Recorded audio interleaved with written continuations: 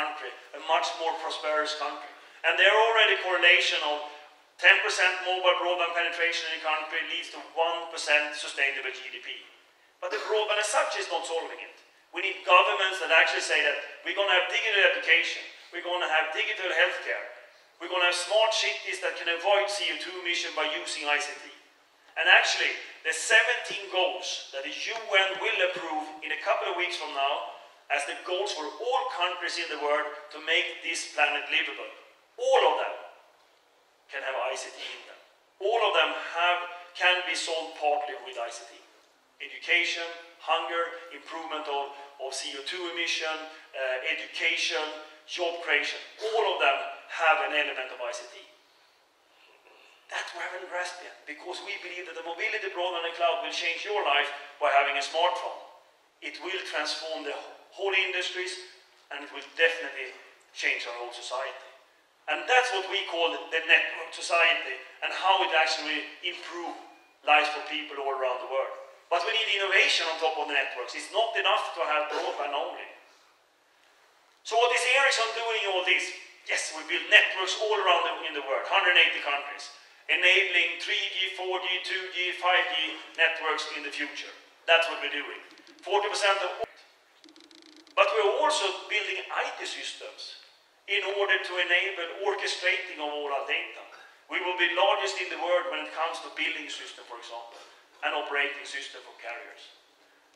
Then we're going into media, as I said, as everything in the network is going to be media. So we work from ingestion of content when it comes in to we play it out. Compression techniques, caching techniques, digital right management of content. And finally, we work with this industry I talked about, which are early on trying to transform, like the transport industry, utilities, and public safety. That's what Ericsson is doing today, compared to what we did some 10 years ago when we sold mobile phones for voice, we sold chipset for voice, we sold fixed access networks. We don't even do that anymore. So what is Ericsson today? We basically are in 5 areas, and we're number 1 in 4 of them worldwide. We're number 1 in mobile infrastructure, we're number 1 in OSS, BSS, which is operation system and billing system. We're number 1 in TV and media, and we're number 1 on telecom services. Telecom services is everything from installation to consulting to outsourcing. We spend $5 billion a year in research and development in order to capture this opportunity we see in the network society. We have 65,000 employees only working in services worldwide, out of a total work crew of 118,000 people that are spread out on 180 countries.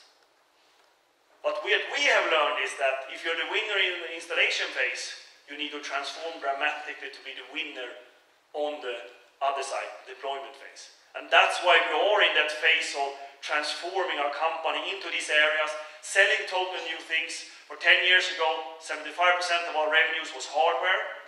Now 66% is software and services. Ericsson would be the 5th largest company by revenue in software worldwide, in the category. We will only have IBM, Microsoft, Oracle, SAP ahead of us when it comes to software revenues. That is a transformation we're going through the last 10 years to be relevant, and it continues every day. And if you look at our employee base, so we were 103,000, we went down to, at the low end, 47,000, then up to 78, and now 118. But they are in different places, with different skill sets, and we need to constantly transform. And India played a very vital role for that transformation. Last year, Ericsson employed 19,000 new employees, with a new skill set in the right places, and 15,000 left us worldwide.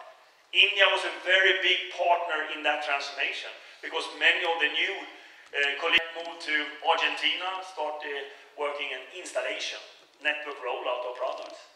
Continued to Chile, got my first managerial job, 94, 95. Accounting department, 5 people. Continued to Brazil, there I became the head of the production of mobile phones. After that, I went to Sweden for a while, and then back to Brazil, and I became the CFO of Ericsson in Brazil. That was a stock-listed company by then. And I continued to North America, became the CFO of Ericsson North America, which is our largest region. After that, I went to Mexico, and then I moved into sales and management, and I became the CEO of Ericsson in Mexico. And my first customer was a fairly well-known man called Carlos Slim. That was the guy I was trying to sell to. I learned a lot of things during that time, I can tell you. It's not that you won every battle in the commercials, but I learned a lot of things of a fantastic man that has created the biggest fortune on earth. And I was there every day knocking on the door to him and his nephew that was running the telecom operation. And I learned a lot of things. Quickly after that, I was moved back to Sweden and I was given the task to run our business unit services. By then, turning over $3 billion US, 8,000 people, with a task to take the $10 billion US in 5 years. I almost succeeded, but I had to move before I was finished. Today, services for Ericsson is turning over $15 billion US and has 65,000 people. So I was part of that start of the journey. Then I was CFO for 12 or 18 months before I became the CEO of Ericsson. So it has taken me different steps in a career, but in the same time, I played 3 years in the professional league in handball in Brazil, and the guys playing in a team, they didn't earn so much money, but it's very important for them. They believed I was a trainee at Ericsson because they couldn't believe that I had time to train. And television in Brazil, on ISB Brazil, which is a pretty big channel, and of course it was big. It was the first Swedish professional playing in the handball league.